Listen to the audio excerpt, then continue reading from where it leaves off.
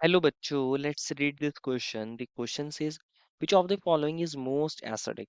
Option A is benzyl alcohol, option B is cyclohexanol, option C is phenol and option D is metachlorophenol. बच्चों इस question में पूछा है कि सबसे ज्यादा एसिडिक कौन सा है और रिस्पॉन्डिंग हमें चार कंपाउंड्स मिले हैं एबीसीडी ऑप्शंस के अंदर। तो फर्स्ट ऑफ ऑल बात करते हैं इस क्वेश्चन के की कॉन्सेप्ट के बारे में। किसके बारे में बच्चों? इस क्वेश्चन के की कॉन्सेप्ट के बारे में। और की कॉन्सेप्ट क्या होगा बच्चों?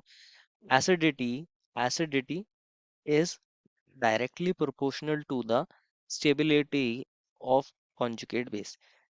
स्टेबिलिटी ऑफ कॉन्जुगेट बेस, ये हमारा की कॉन्सेप्ट है। ये बच्चों हमारा की कॉन्सेप्ट है। अब इसका मतलब क्या है बेसिकली समझना है। इसी का मतलब समझना है। एसिडिटी जो है बच्चों वो डिपेंड करती है स्टेबिलिटी ऑफ कॉन्जुगेट बेस पर और डायरेक्टली डिपेंड करती है। होता क्या है, मान लीजिए ए एच, ए एच कोई एसिड है।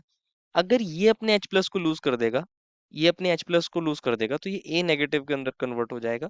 और इसने H प्लस दिया है, इसने H प्लस दिया है। जब ये अपने H प्लस को लूज कर रहा है तो ये A नेगेटिव के अंदर कन्वर्ट हो रहा है। मान लीजिए पहले ये एसिड था, पहले ये एसिड था। ये जो बना है बच्चों, जब एसिड अपने H प्लस को लूज कर देता है तो एक नेगेटिवली चार्ज आयन के अंदर कन्वर्ट हो जाता है जिसको बोलते हैं कॉन्जुगेट बेस। अगर ये कॉन्जुगेट बेस क्या होगा बच्चों? स्टेबल होगा। अगर कॉन्जुगेट बेस की स्टेबिलिटी हाई होगी तो फॉरवर्ड डायरेक्शन में रिएक्शन इजीली प्रोसीड हो जाएगी। फॉरवर्ड डायरेक्शन में रिएक्शन इजीली प्रोसीड हो जाएगी, H प्लस ज्यादा से ज्यादा बनेगा तो एसिडिटी ज्यादा होगी, एसिडिक करेक्टर ज्यादा होगा। तो यही चीज है। आपको क्या करना है, कॉन्जुगेट बेस की स्टेबिलिटी देखनी है। आप सभी के अंदर से H प्लस निकाल के देख लीजिए और देख लीजिए कि क्या वो स्टेबल हो रहा है। अगर वो स्टेबलाइज है तो वो एसिडिक है, ज्यादा एसिडिक है। तो ऑप्शन ए में मिला है बच्चों बेंजाइल अल्कोहल। अब बेसिकली बेंजाइल अल्कोहल किसको बोलते हैं इसको समझना है। बेंजाइल अल्कोहल की बात करते हैं। बेंजाइल अल्कोहल, बेंजाइल अल्कोहल होती है बच्चों ये बेंजीन रिंग होती है बच्चों। और यहाँ ये CH2OH, इसको बोलते हैं बेंजाइल अल्कोहल। अगर ये अपने H प्लस को लूज कर दे, -H प्लस, तो ये कन्वर्ट हो जाएगी बच्चों किसके अंदर? ये कन्वर्ट हो जाएगी इसके अंदर CH2O नेगेटिव के अंदर। CH2O नेगेटिव के अंदर ये किसके अंदर कन्वर्ट हो गई है? C6H5 CH2O नेगेटिव के अंदर।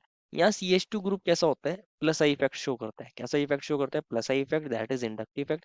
तो O नेगेटिव को क्या कर रहा होगा? डिस्टेबलाइज कर रहा होगा। ओ नेगेटिव को क्या कर रहा होगा? डिस्टेबलाइज कर रहा होगा।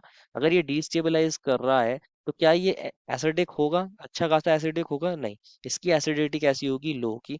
इसकी एसिडिटी कैसी होगी बच्चों? लो होगी। एसिडिटी एसिडिक नेचर कैसा होगा? एसिडिक नहीं होगा, लेस एसिडिक। ऐसे बोल सकते हो आप बच्चों, वेरी लेस एसिडिक। क्योंकि ये जो ओ नेगेटिव के ऊपर चार्ज आया CH2 group plus I effect से, इंडक्टिव इफेक्ट से इसको डिस्टेबलाइज कर रहा है। सेकंड ऑप्शन है बच्चों साइक्लोहेक्सेनॉल। अब साइक्लोहेक्सेनॉल कौन होगा? 6 मेंबर्ड की रिंग है, ये OH है। तो अगेन अगर ये अपने H प्लस को लूज कर दे तो ये कन्वर्ट हो जाएगा इसके अंदर। यहाँ पर ऊपर आएगा नेगेटिव चार्ज। इसको हम ऐसे लिख सकते हैं ना, इसको हम लिख सकते हैं बच्चों CH2 और यहाँ आप इसको लिख सकते हो बच्चों CH2 इस तरीके से आप लिख सकते हो। यही तो था बच्चों, पहले साइक्लोहेक्सेनॉल में यही तो था, इसके अंदर OH था। अब यहाँ ऊपर नेगेटिव चार्ज आ गया। तो बच्चों अगर आप देखोगे ये कार्बन चेन है, सारे के सारे सैचुरेटेड कार्बन है। यहाँ पर एक कार्बन चेन है।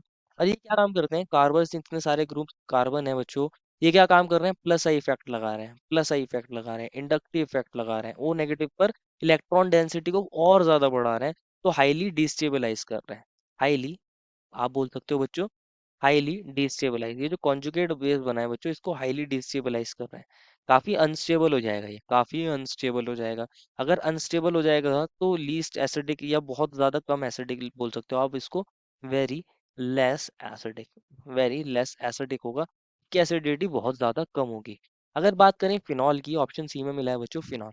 ऑप्शन सी की बात कर लेते हैं। फिनॉल कौन होता है बच्चों? आप जानते ही हो फिनॉल को।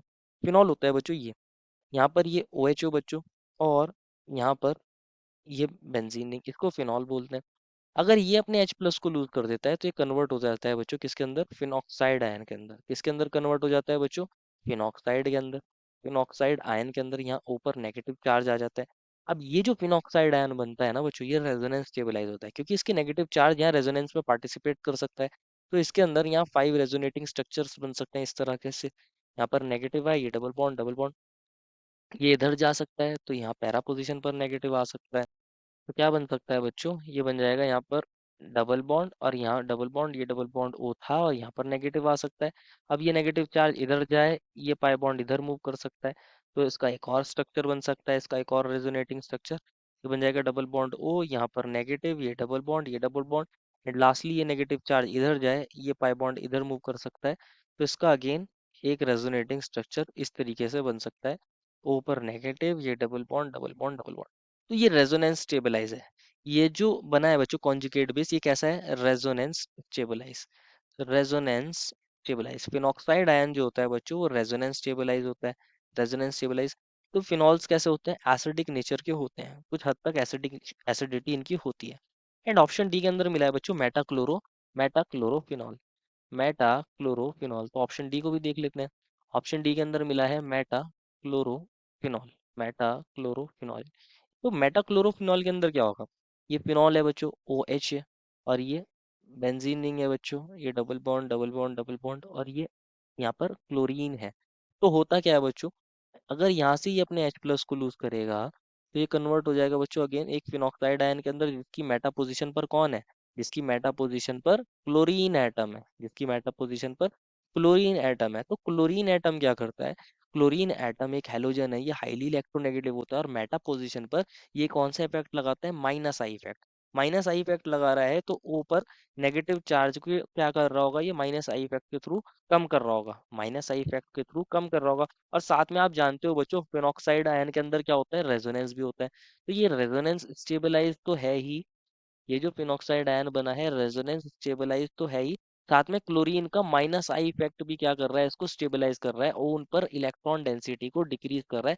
तो ये हाईली स्टेबल होगा, आप बोल सकते हो कैसा होगा, हाईली स्टेबल होगा, हाईली स्टेबल होगा एज कम्पेयर टू एबीसी।